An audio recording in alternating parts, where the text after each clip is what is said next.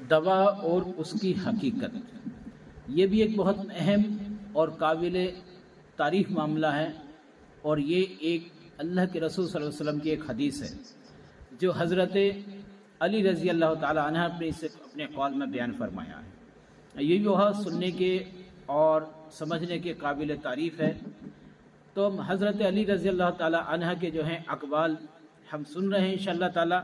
تو آپ فرماتے ہیں دوا اور اس کی حقیقت، دوا اور اس کی حقیقت، دوا کیا ہے اور اس کی حقیقت کیا ہے؟ تو آپ فرماتے ہیں بہت سی دوائیں بیماری بھی پیدا کرتی ہیں، بہت سی دوائیں ایسی ہوتی ہیں جو ہم شفا کے لیے تو پیتے ہیں کھاتے ہیں، لیکن وہ ہمیں اکثر بیماری میں مبتلا کر دیتی ہیں۔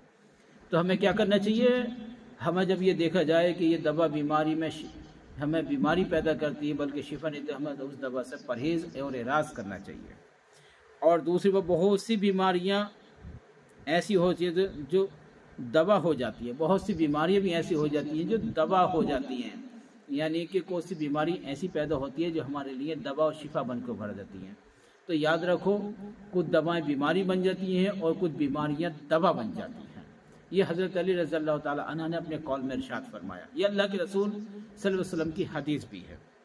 تو جب آپ دوا کرو تو یہ دیکھو کہ واقعی ہمارے ساتھ کس طرح کی کنڈیشن، ہمارے حالات کیا ہو رہے ہیں، اسی حساب سے دوا بھی یہ کام کرتی ہے، اور انشاءاللہ تعالی دعا بھی کام کرتی ہے، اور وہ دوائیں ہمارے لیے قابل تعریف ہو جاتی ہیں جو ہمیں شفا دیتی ہے۔ آگے فرمایا دو اچھی چیزیں کیا ہوتی ہیں؟ حضرت علی رضی اللہ تعالیٰ فرماتے ہیں دو اچھی چیزیں۔ تو دو اچھی چیزوں کا مسئلہ یہ ہے کہ دو چیزیں ایسی ہیں جن کا انجام بخیر نہیں ہوتا، بخیر انجام نہیں ہوتا۔ تو نمبر ایک کون سی ہے؟ ظلم، اور نمبر دو شر۔ یہ بہت خطرناک چیز ہے انسان کی زندگی میں، اور یہ انسان کو تباہ و برباد کر دیتی ہے۔ جب کوئی بادشاہ یا کوئی حاکم یا ایسا کوئی ملازم جو اونچے مقام پر فائز ہو، اور وہ انسان اس کے ساتھ میں انصاف کر سکتا ہو اور اس کے ساتھ میں ظلم و زیادتی کرے، تو یہ ہماری آخرت کے لیے بہت خطرناک منظر ہے، اور ہماری آخرت کی دنیا اور آخرت دونوں کو تباہ و برباد کر دیتا ہے۔ ہمیں کسی کے ساتھ اللہ تعالیٰ نے اگر کوئی حکمت یا کوئی عہدہ عطا فرمایا ہے تو ہماری خوش نصیبی ہے کہ ہم اس عہدے کا غلط نہ استعمال کر کے صحیح استعمال کریں، اور انصاف سے کام لیں، عدل سے کام لیں۔ جیسے حضرت علی رضی اللہ تعالی عنہ ادب اور انصاف سے اور عدل سے کام لیتے تھے، اور ہم اسی کام کو کسی انسان کے اوپر ظلم و زیادتی کریں گے تو اللہ کا ہمارے اوپر بھی غضب نازل ہو جائے گا، کیونکہ اللہ فرماتا جب تم حاکم یا کسی عہدے پہ ایسے فائز ہو جو اس کے ساتھ انصاف کرو، اور نہ کر کے اس کے انصاف کے آپ اس کے ساتھ ظلم کرو گے تو یاد رکھنا اس ظلم کا بدلہ میں تجھ سے ایک ایک کر کے لوں گا، اور تم سوچ بھی نہ سکتے اس کا بدلہ کیسے لوں گا، اور ایسا کر دوں گا کہ ہو سکتا ہے تم دنیا میں تباہ برباد ہو جاؤ، وہ تمہارا جو عہدہ ہے وہ بھی آپ سے چھین لیا جائے، آپ کی حکومت آپ سے چھین لیا جائے، اور آپ کو میں اپنا عذاب الہی عطا فرماؤں گا جو آپ سوچ بھی نہیں سکتے۔ دوسرا شر، یعنی کہ دشمن سے ہمیشہ پرہیز رکھو، یہ بہت خطرناک چیز ہے، اور نہ ہمیں کسی کی ہمیں شر بن کے رہنا ہے، ہمیں دوست بن کے رہنا ہے، ہمیں مفلس بن کے رہنا ہے، ہمیں اس کے دل میں الفت بن کے رہنا ہے، ایک گلاب کی طرح پھول بن کے انسان کے دل میں رہنا ہے۔ کیسے گلاب کے پھول کی طرح؟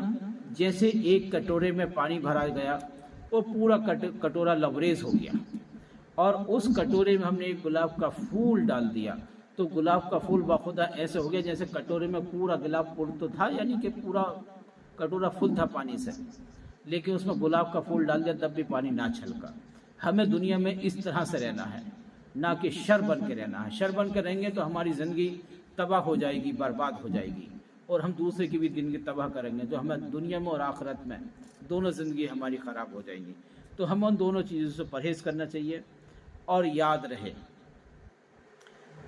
تدبیر کی دوستی، آپ فرماتی ہیں تدبیر کی دوستی وسیلہ تدبیر سے بہتر ہے، تدبیر کی دوستی وسیلہ تدبیر سے بہتر ہے، اور سچائی ایمان کا سر اور اونچائی انسان کا زینت ہے، یعنی کہ سچائی ایمان کا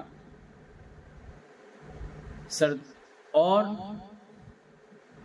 سچائی انسان کی زینت ہے۔ یہ بہت ضروری ہے انسان کی زندگی میں، یعنی کہ سچائی اور ایمان یہ دونوں انسان کا ایک سرمایہ ہے، اس کی زینت ہے، اس کا لباس ہے اور اس کا ایمان ہے۔ ان دونوں چیزوں کو ہم بہت اچھے طریقے سے، مخلصی طریقے سے، سچے طریقے سے ہم حاصل کریں اور مضبوطی سے ہم پکڑے رہیں، یہ ہماری زندگی میں کامیاب ہو جائے گا اور ہماری زندگی کو بنا دے گی۔ ہم اپنی زندگی کو اسی طرح سے گزاریں جیسے ہماری زندگی میں کامیابی ہوتی ہے، یعنی کہ کامیابی کس چیز کی کہتے ہیں؟ علم کی اطاعت اور جہالت کی نافرمانی کر کے دونوں جہان کی کامیابی اسی میں ہے۔ علم کی اطاعت بہت ہی ضروری ہے اور جہالت کی نافرمانی کرنی چاہیے۔ انسان کی کامیابی کس چیز میں؟ علم کی اطاعت۔ آپ کے پاس علم ہے اس کی اطاعت کرو، کسی کے اور پاس میں علم ہے تو اس کی اطاعت کرو، اور جہالت کی، جاہل لوگوں کی نافرمانی سے بچتے رہو، اس کے نافرمان بنو، ضروری بنو۔ وہ کہے گا میرا نافرمان تو بے شک میں آپ کا نافرمان۔ تم جاہل ہو اور تمہاری باتیں ہم سے جدا ہیں، آپ علم والے نہیں ہو، اور آپ کی باتیں جو ہیں ہمارے خلاف، شریعت کے خلاف، علم کے خلاف، تہذیب کے خلاف، انسان کے خلاف ہیں، اس لیے ہم آپ کی نافرمانی کرتے ہیں اور آپ کے خلاف ہوتے ہیں۔ اور جب ایسا انسان کرے گا تبھی دنیا کی اور آخرت کی کامیابی حاصل ہو جائے گی، دنیا کی کامیابی بھی حاصل ہوگی اور آخرت کی کامیابی بھی حاصل ہوگی۔